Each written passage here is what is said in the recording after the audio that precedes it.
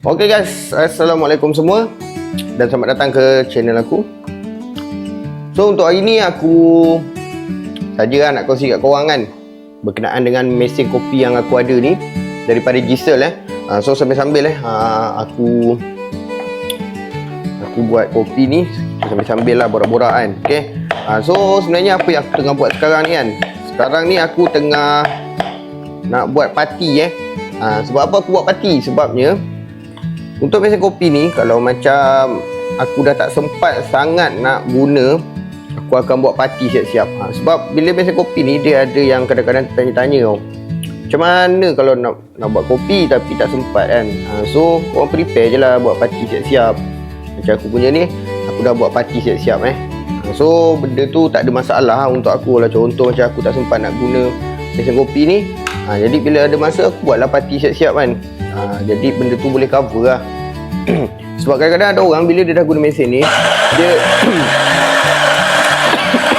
setiap kopi yang dia buat, dia nak guna mesin dia juga. So dia jadi macam tak sempat kan. Mana tahu ada masa tak sempat. So parti ni antara benda yang berguna lah.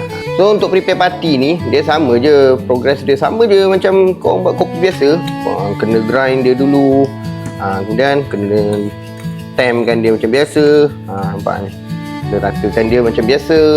So sama je lah progress dia. Cuma bezanya dia tak adalah siap kopi terus kan, macam aku punya ni. So dia ratakan dulu, dia punya flow sama je. Okay. So untuk akan datang akan jimatkan masa korang lah. Macam contoh untuk macam aku, so akan jimat lah masa aku. Bila aku tak ada masa nak buat kopi guna mesin ni, aku guna je lah parti yang ada. Okay. So sambil-sambil lah kita borak-borakan. Aku pun tak banyak cut untuk video ni. Okay. So korang temkan dia macam ni, letakkan kotak filter dia, sama je. Kemudian brew lah. Untuk brew ni aku memang pilih yang double shot untuk 2 cawan punya. Dia ada je yang single shot pakai yang double shot punya kiraan kan, tapi agak pekat sebenarnya. Jadi pembazir pula nanti kat aku. Okay. So bila ni korang tunggu je lah. Ini antara nikmat-nikmat dia lah mesin kopi ni kan.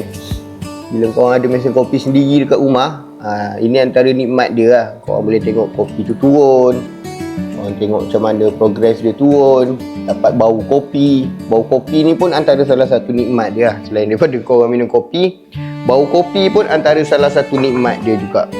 Ok, so sekarang korang boleh tengok kopi yang aku brew dah siap. Jadi aku hanya perlukan botol yang macam ni je. Kau tengok ini botol dia, macam ni je botol dia untuk nak isi parti ni Okay. So tinggal ambil yang kita dah buat tadi tu, tuang je lah dalam ni. Korang tuang aja dalam botol tu.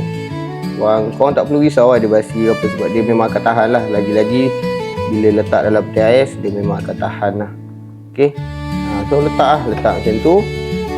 Okay, so dah siap. Jadi dah siap lah parti kita, kalau korang boleh tengok kan. Ok, so kalau korang boleh tengok parti dah siap. Nampak? Parti aku dah siap ok, so aku boleh guna benda ni kan untuk hari esok ke apa. Jadi bila dah siap ni, tinggal letak dalam peti ais, ataupun contoh pagi esok aku tak sempat kan, so benda ni lah akan jadi penyelamat untuk aku. Ok.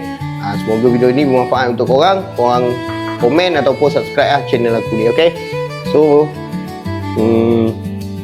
untuk siapa-siapa yang tertanya-tanya mesin apa aku guna ni, aku gunakan mesin daripada Gisel Gisel model Primavera. So antara mesin yang aku rasa agak berbaloi lah untuk korang dapatkan kan, untuk peminat kopi, pecinta kopi. So mesin ni antara benda yang aku rasa agak berbaloi lah untuk korang dapatkan.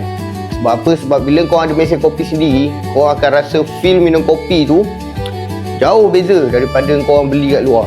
Sebab apa? Sebab contoh kalau korang minum, kalau korang minum kan, korang minum kopi, kalau kat luar kadang-kadang mungkin korang akan rasa macam kurang gula, kurang susu, kurang kopi. So bila korang ada mesin kopi sendiri, benda tu boleh jadi adjust sendiri untuk korang tau. So korang boleh adjust sendiri, nak kopi banyak mana, nak susu banyak mana, nak gula banyak mana.